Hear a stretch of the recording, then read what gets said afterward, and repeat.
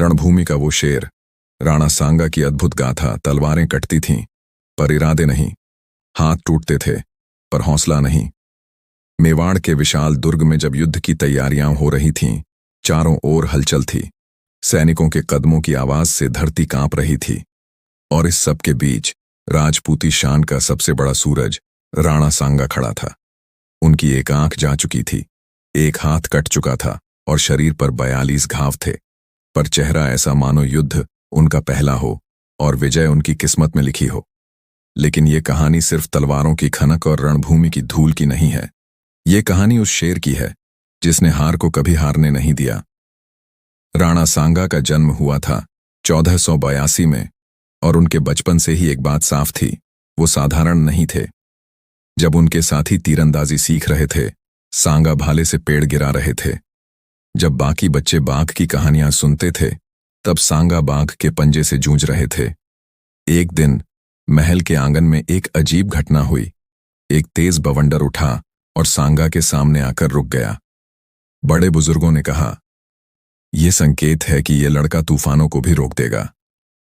जब सांगा जवान हुए तो उनकी तलवार में बिजली और नजरों में आग थी।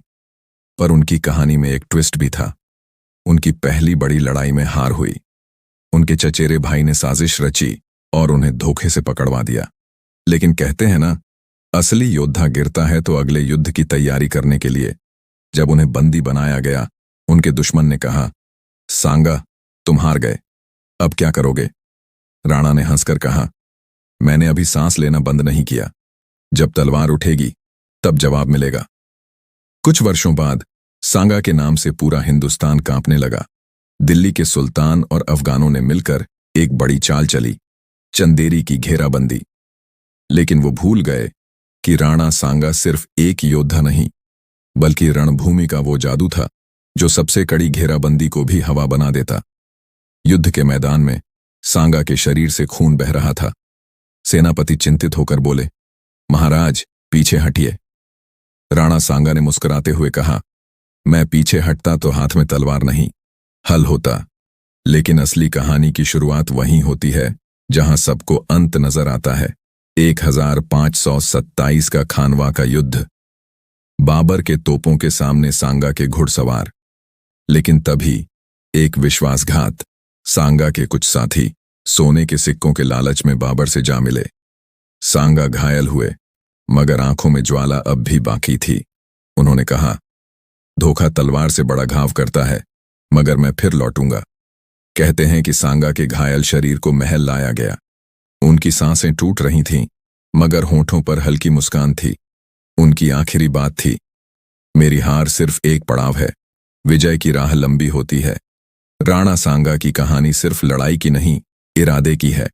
वो योद्धा जिसने अपने घावों को गहनों की तरह पहना, जिसने गिरने के बाद भी उठकर बताया कि जो रण में नहीं डरता वही इतिहास बनता है। जिनके इरादे पर्वत से भी ऊंचे हों, उन्हें गिराने के लिए कायरता के षड्यंत्र रचे जाते हैं। राणा सांगा के युद्ध में गिरने के बाद मेवाड़ की धरती पर एक अजीब सी शांति छा गई थी।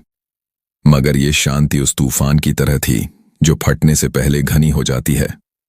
सांगा के जाने के बाद दुश्मनों ने सोचा कि अब मेवाड़ टूट जाएगा। मगर मेवाड़ कभी एक योद्धा का नाम नहीं था, ये तो हजारों रणबांकुरों की विरासत थी। सांगा की मृत्यु के बाद उनके बेटे रतन सिंह ने राजगद्दी संभाली। भले ही वो अपने पिता जैसे रणवीर न थे, मगर उनकी आंखों में एक बात साफ थी, पिता का अधूरा सपना पूरा करना है। लेकिन मेवाड़ के चारों ओर साजिशों का जाल बिछ चुका था।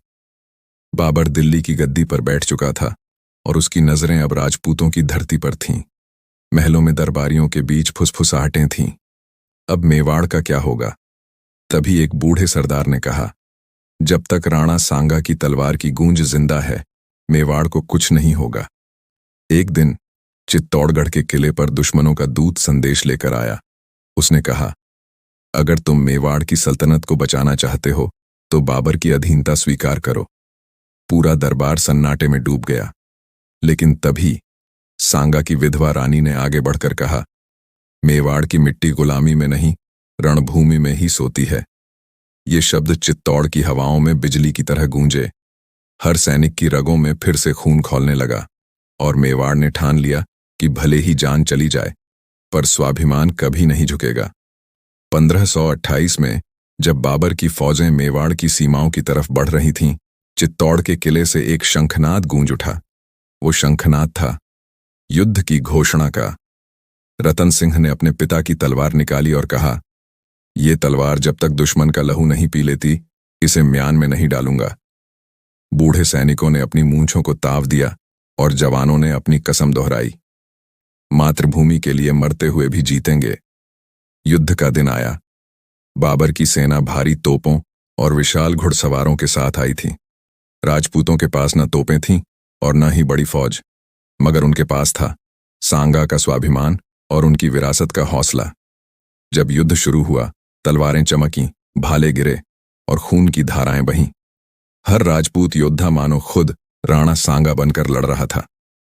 रतन सिंह ने अपने कुछ सैनिकों के साथ दुश्मन की फौज के बीच ऐसी सेंध लगाई कि बाबर की सेना हक्की बक्की रह गई। पर धीरे धीरे संख्या का असर दिखने लगा। राजपूतों के पैर डगमगाए, पर आंखों में हार का खौफ नहीं था। रतन सिंह ने आखिरी बार किले की तरफ देखा और मुस्कुराकर कहा, पिता, आज आपकी तलवार ने अपना कर्ज चुका दिया। मेवाड़ को भले ही उस युद्ध में जीत न मिली, मगर उनकी वीरता की गाथा पूरे भारत में फैल गई। चित्तौड़ का हर बच्चा राणा सांगा की बहादुरी की कहानियां सुनता बड़ा हुआ।